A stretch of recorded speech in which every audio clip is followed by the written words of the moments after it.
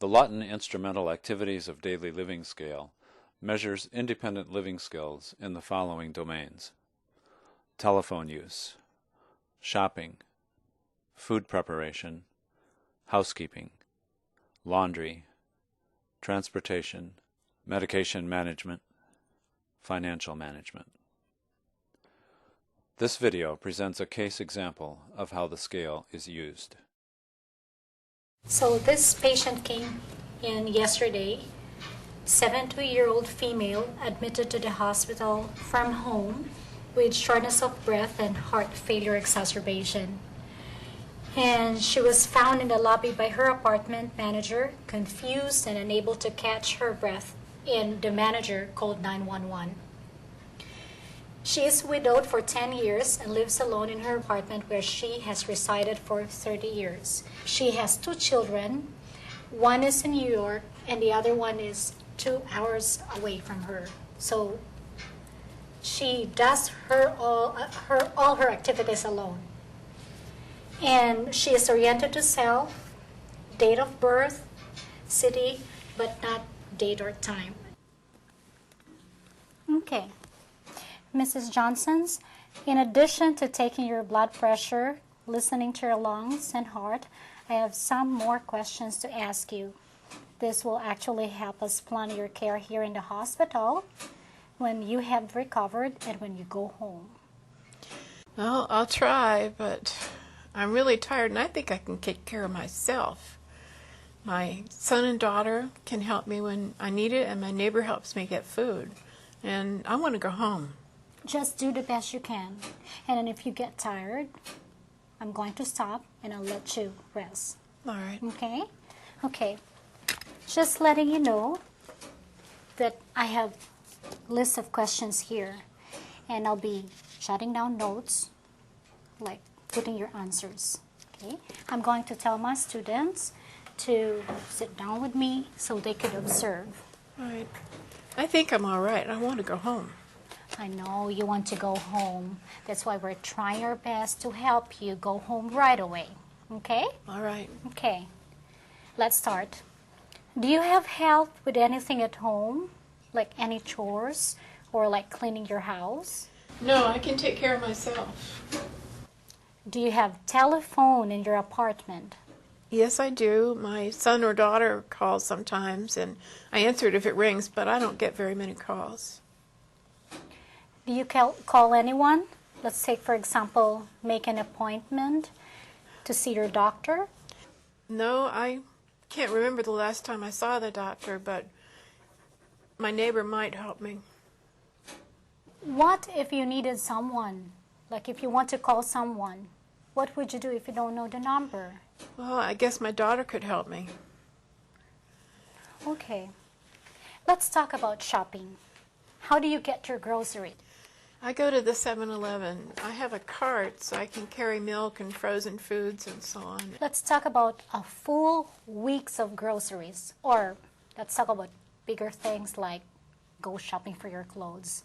How do you do that? I get it all at the same store. I'm very tired. Okay. Very tired. We'll let you rest, okay? And we'll come back later to ask you more questions. I know you're tired. Yes, I am. I'm very tired.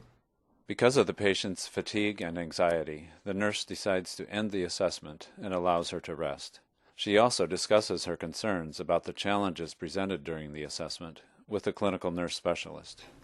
I have some concerns about my patient. She came from ER and I admitted her. Together, they decide that this would be a good opportunity for the clinical nurse specialist to model techniques to allay the patient's anxiety and engage the patient in helping to identify ways to meet her unique needs and maximize her independence. Mrs. Johnson, I'm the clinical nurse specialist, Carla, and I take care of the older patients in the hospital.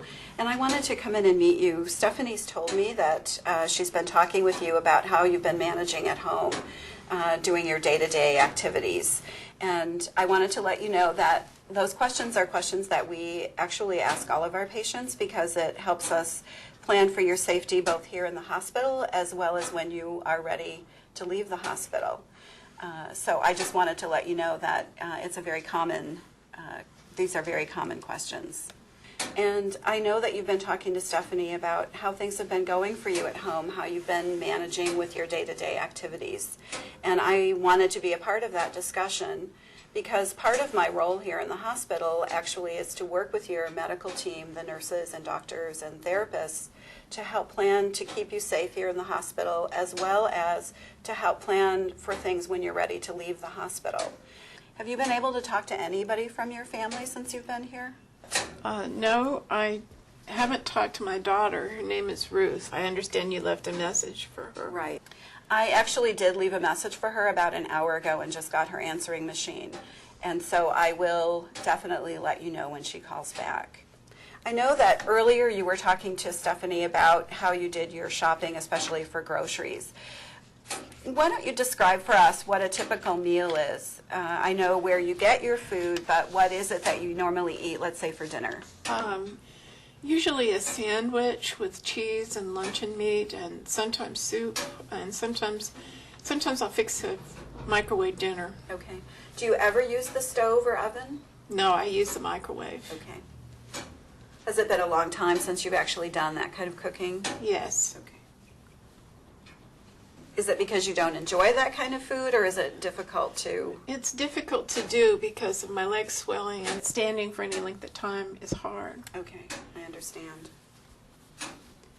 What about things like cleaning your house? Most specifically, heavy chores like vacuuming or mopping the floors. Well, I live alone, and I don't make much of a mess.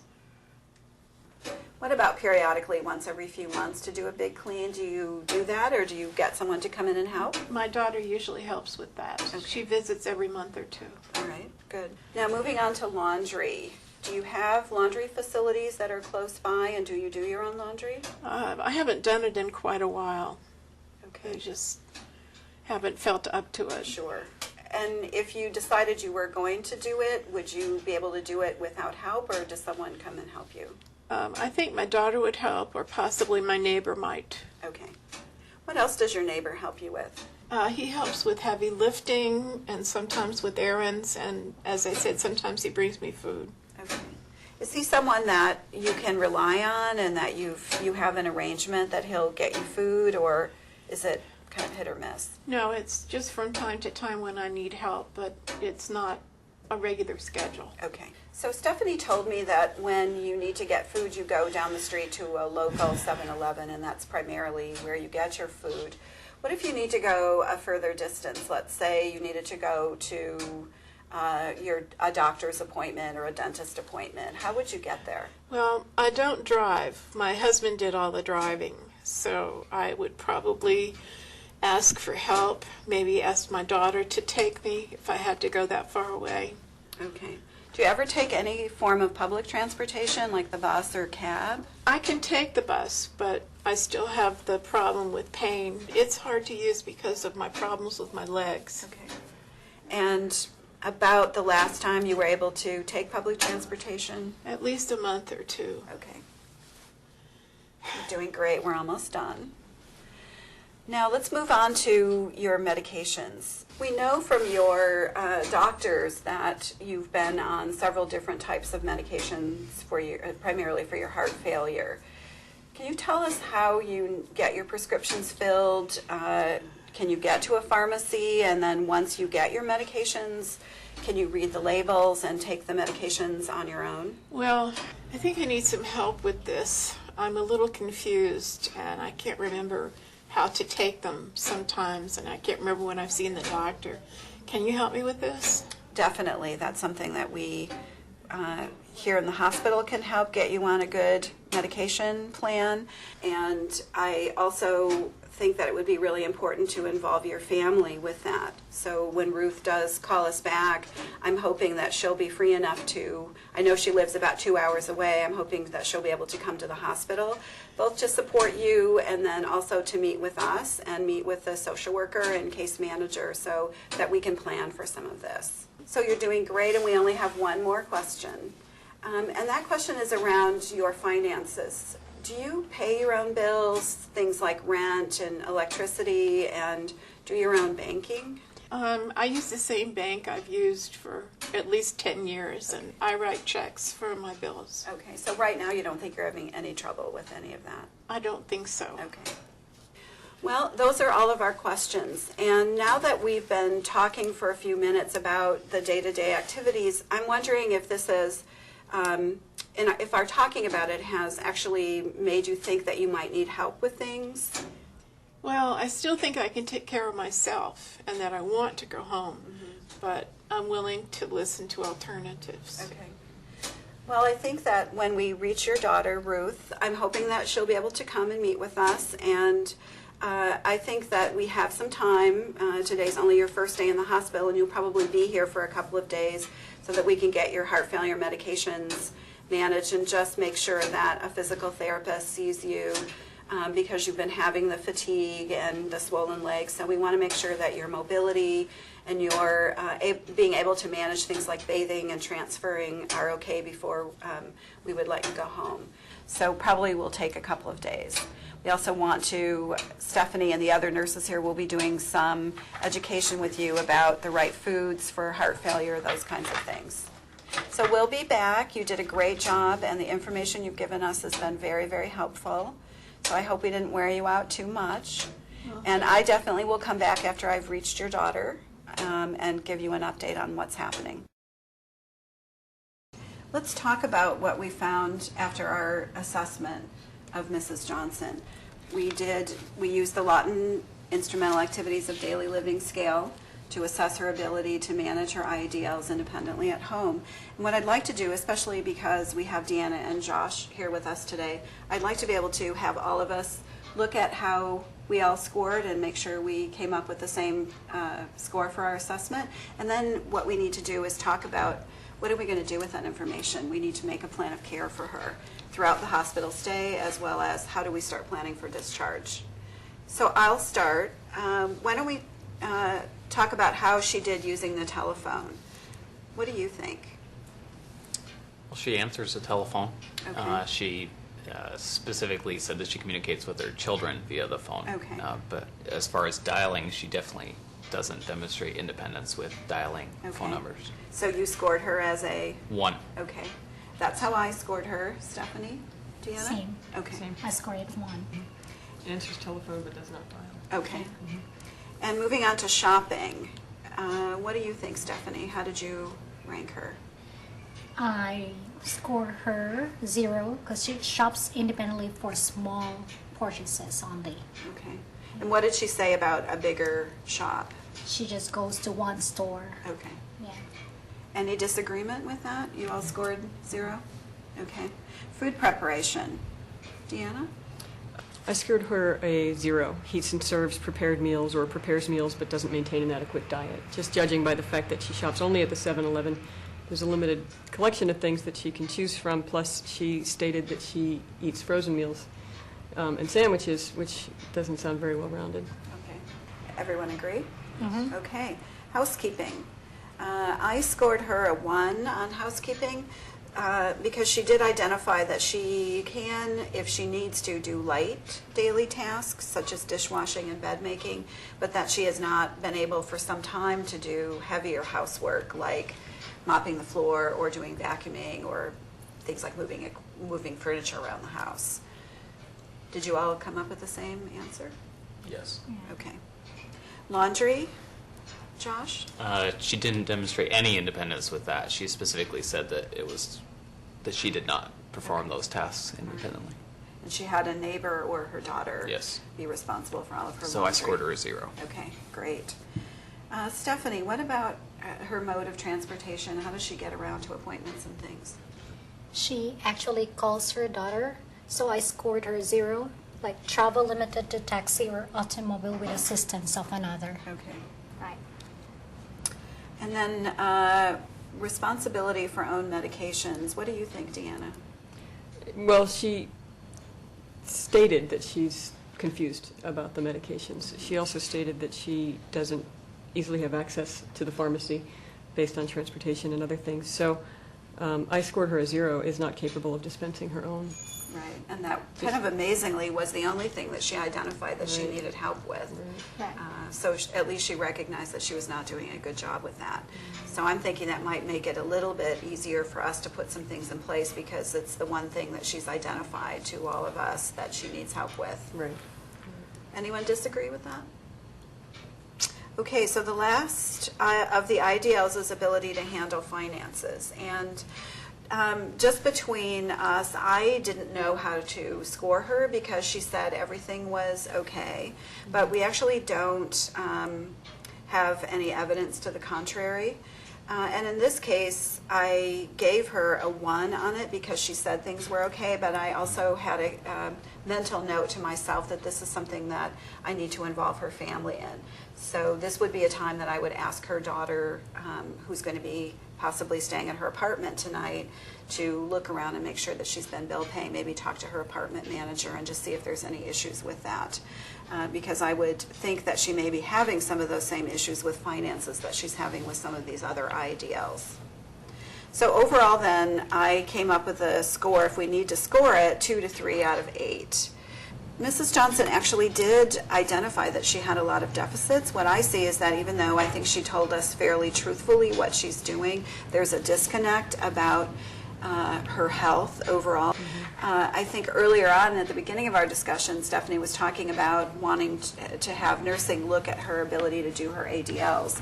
First, we know that there are many deficits in her IADLs at this point, Right. and just being able to identify that she is as independent in doing her ADLs, so things like feeding and bathing and doing her grooming and being able to transfer like out of bed and walk around to her apartment. So we definitely want to validate that. And it's a little bit easier to do in the hospital because those are things that we can actually observe. The IADLs, unfortunately, we use a self-report and then try and get information from other informants who actually might know the patient, and then make our final assessment from there. So we will need PT and OT to help with that. Definitely nursing is going to need to put a plan in place for teaching, so patient and likely family education about heart failure, medications, diet, activity. And then we need to actually meet with Ruth, her daughter, and see what are the options for her mother at discharge. And I'm just interested if you could clarify how much more or less independent might a person be based on IADLs versus ADLs? That's a really good question, Deanna.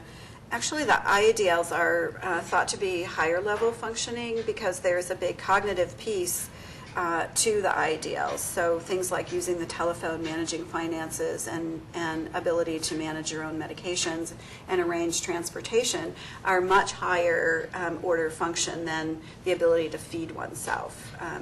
Preparing the food is higher order than actually being able to do the actual feeding. So in terms of comparing the two, they're different. They're different areas of function. Okay. And how does one impact the other? Generally, if one, and if you think about it, it would make sense if one doesn't have access to food or doesn't actually know how to use a stove, their ability to have good nutrition and maybe even ultimately feed themselves could be impacted by that. So you would need to have fairly good IADL function. And if you don't, that could ultimately impact your ADLs. A lot of people, though, and Mrs. Johnson may have been a good example of this, she may have some cognitive issues going on, and they've been going on slowly over a longer period of time. Because she's lived in the same apartment for 30 years and is very local in her neighborhood, many of her neighbors are long-term neighbors, and she goes to the same store and probably does go to the same bank. She may be actually able by routine to keep functioning as much as possible in the community, and only now that she's had a heart failure exacerbation and is medically ill and needs to be in the hospital that some of these things are coming to light. So many patients exist in that really fragile state in their community independently for as long as possible, and then something tips them over. And in this case, it's her heart failure exacerbation. So I think our next step then, Stephanie, would be that you're going to write this up as her plan of care, And then we will be having our interdisciplinary meeting with the team a little bit later. I do want to let you know that I have spoken over the phone with her daughter, Ruth, and Ruth is on her way to the hospital, and what her plan is actually is to come see her mom, make sure that she's okay, and then she's actually going to go spend the night at her apartment. Some of the things that I've asked her to look for would be evidence that her mom has been clean and able to do her hygiene at home. She will look for evidence of whether she's been paying her bills. She might actually stop into the apartment manager, who actually is Mrs. Johnson's next door neighbor, and find out if her mom's been paying bills on time, that kind of thing. So she will be our informant as to how she's really been doing, and will validate Mrs. Johnson's self-report. So the first thing that would be necessary would be to have the physician order both a physical therapy and an occupational therapy evaluation, and then we can certainly perform those this afternoon in order to evaluate her mobility. As far as physical therapy goes, her mobility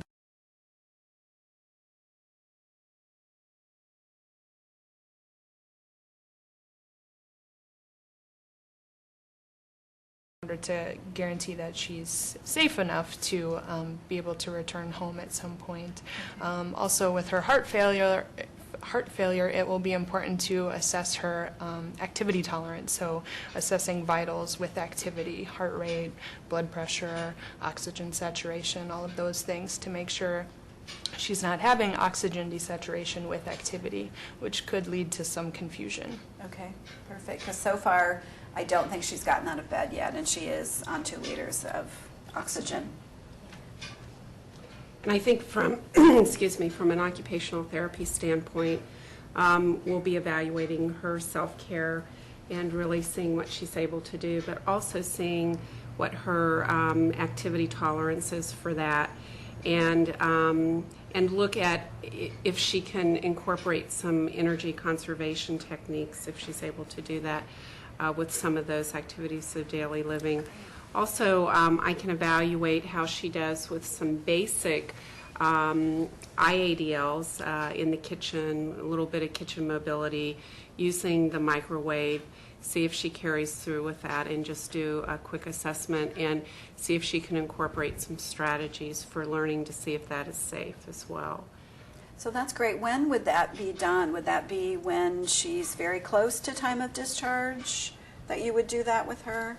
I think we'll do the basic assessment today of her activities of daily living, her tolerance, her overall endurance, and then we'll see if she can handle the basic activities of daily living. Then maybe tomorrow or the next day as she gets closer to discharge. Yeah, we'll certainly need to assess if she's going to need any adaptive equipment at home or an adaptive device for ambulation as well. And also, as far as her oxygen saturations, if she's going to need home oxygen as well. So those will be things we can help assess as well.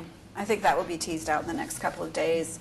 The physicians are still changing around her heart failure medications a little bit, and our goal would be to get her up and moving and try and wean her off oxygen, but that's still yet to be seen how that goes. Right.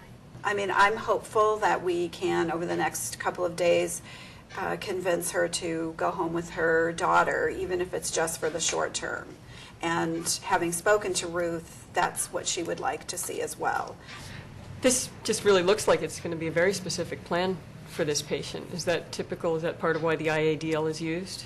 Yes, I mean, we do IADLs on every patient because we do want to identify as close to admission what the deficits are, so that we have time to sit together like we're doing today and make a plan. If we don't ask those questions, we won't know that she's been failing at home. We would be sending her right back out for her to not be able to take her medicines and to continue to eat the wrong foods, and it would just lead to her being in the hospital again shortly. So in answer to your question, yes, we use this information from screening instruments like the Lawton IADL in order to build our plan of care. Stephanie, as part of the nursing care plan, is going to incorporate the healthy heart teaching, and we'll be starting to work with her on her new medications or changes in her medications. If if Stephanie or the other nurses here identify that she still isn't really learning about her diet restrictions, we may actually ask a nutritionist to come in and help with that. And then I think ongoing assessment as we kind of go day by day and see how she's progressing, we can identify actually the locale that she'll be discharged to as we get a little bit closer and see how she is with her daughter. Great, so we'll just keep in touch on how things are going. Alrighty. All right, thanks so much. Thanks. Thank you.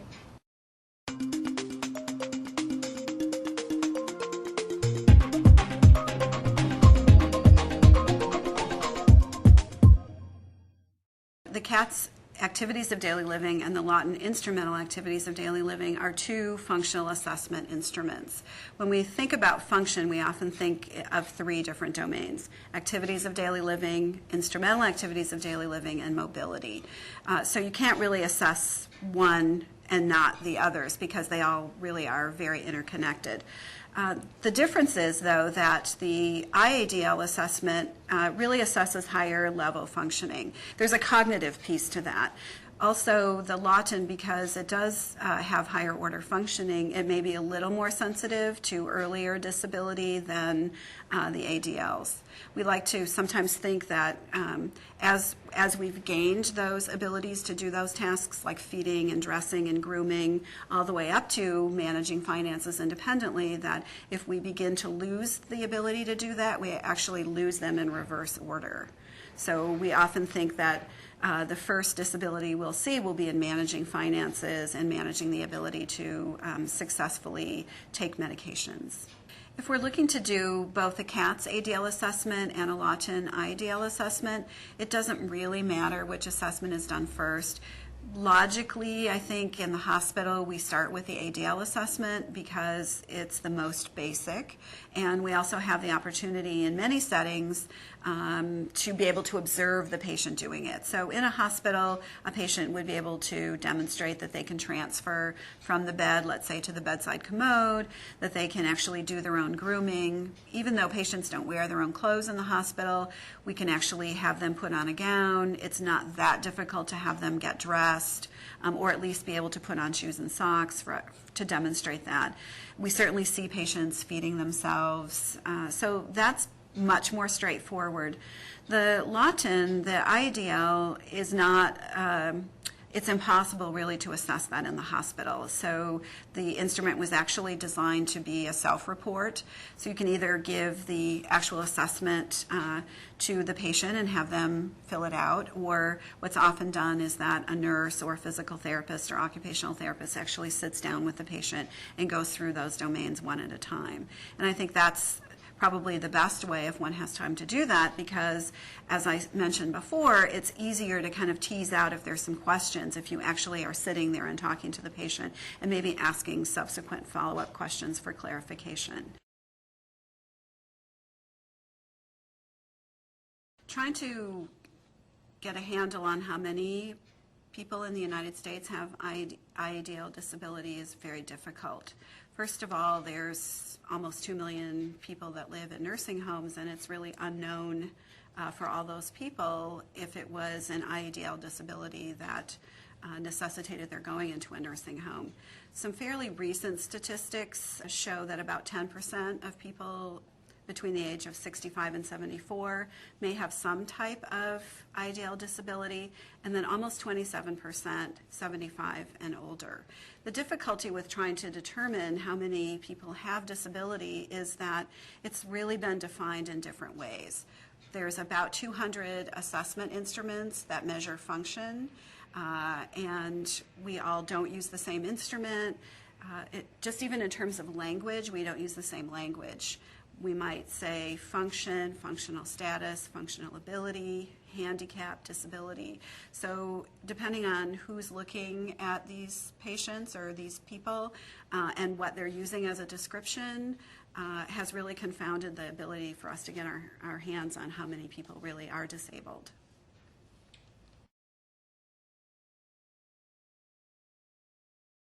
you can't discharge someone without knowing what their home situation is like and whether they can successfully manage to get their prescription filled. They can get back to the doctor for their follow-up visit. These days we send patients home after a very short length of stay. They're very sick, they have multiple comorbidities, and we send them home on very, very complicated discharge plans. And we've got to know that they can actually keep up with that discharge plan before we let them go. In the hospital, it's really important to do that assessment as close to admission as possible so that it gives us the opportunity to do some planning.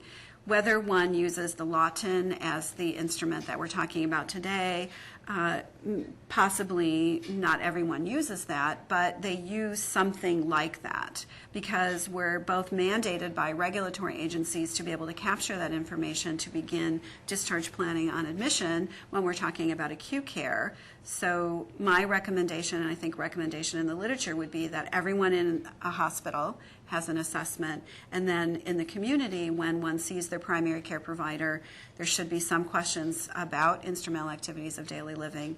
And then certainly if someone has been in the hospital and then going back to the community, that if they have a home health assessment, PT, OT, or nursing would do that over time post-discharge. Another important area that I think should be where the assessment should be done would be in the emergency department. So not every person who comes into the emergency department gets admitted to the hospital. And that's really a very opportune time for nursing or rehab to do an IADL assessment before they discharge them to home so that they're not right back in the hospital again because no one's asked the questions. I think the biggest challenge may be what the outcome of an assessment like this may represent to a person. And even patients that are fairly impaired cognitively on many levels understand what being in the hospital might mean to their independence. And then especially when a stranger, even though it may be a nurse, goes in to ask these questions, it can be very difficult to want to give honest answers. So I think being able to intuitively maybe understand or kind of weigh their answers, and is it congruent with how they presented to the hospital, were they groomed, are there issues with their ADLs that may give you some clues that there may be some trouble with their IADLs at home. That's kind of a first place to start. And then what do you do if someone says, everything is fine? And that actually is something that I hear very commonly. I kind of get shooed away or poo-pooed that everything is really doing well and they have a daughter or son who's local who can help if they need it. I think I can take care of myself. And they prefer to go home, and they don't believe they need any kind of rehab. That's it. That's the end of the discussion. I want to go home. There's many ways to get around that. The most successful way that I found is actually to establish rapport with the patient and work with them. Maybe it might take 3 days, and you may be actually getting the assessment and making your discharge plan closer to discharge than you would like. But you have to have the person trust you, and that doesn't happen in a few seconds. So being able to work with them over time, I try and see them every day, make sure I do a check-in. Sometimes I see them a couple of times a day. And once that rapport is established, really spend time telling them how important this is, that it's for safety, and that really our number one goal is that we get the patient to the place that they want to go. So if it's home, if it's with their family, whatever the discharge goal is of the patient, that's where we start. And then, try and convince them that by getting honest answers to the questions that we can put things in place so that they actually can get home and be as independent as possible. To interpret the Lawton IADL, actually I think it takes more skill than actually administering it, because it's not as straightforward as it would seem. It's not just that a person can or can't do something, but what's the meaning of that? Are there other things that are going on?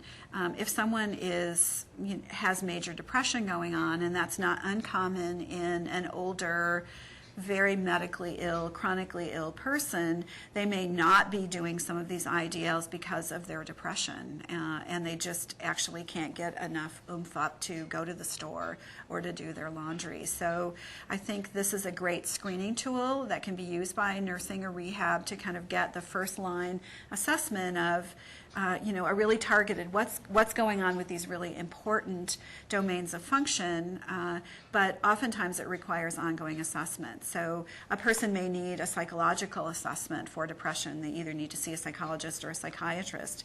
It may be that a person can't do the IDLs because of physical reasons. So having the healthcare team, medical team, nurses, rehab, come in and kind of get them back on their feet from a rehab perspective. In order to prepare the patient for the IADL assessment, I think it's important to explain to them what you're doing. I think it's really important that they think that it's not just an assessment that you're doing of them, but it's actually an assessment that all patients who come into the hospital are having. That it's for safety reasons, it's for discharge planning, it's for making sure that everything is okay in the community, and that's where we get started in terms of planning for discharge, and that we're not just singling them out as an older person because we think they can't do it. And actually, it's a time to celebrate what they can do. So I think it's important not just to focus on all the negative things, I can't use the telephone, I can't go shopping, but it's also a way to be able to identify what their strengths are, and that's how we start to build. So I try and, kind of keep my focus on the positive instead of on the negative.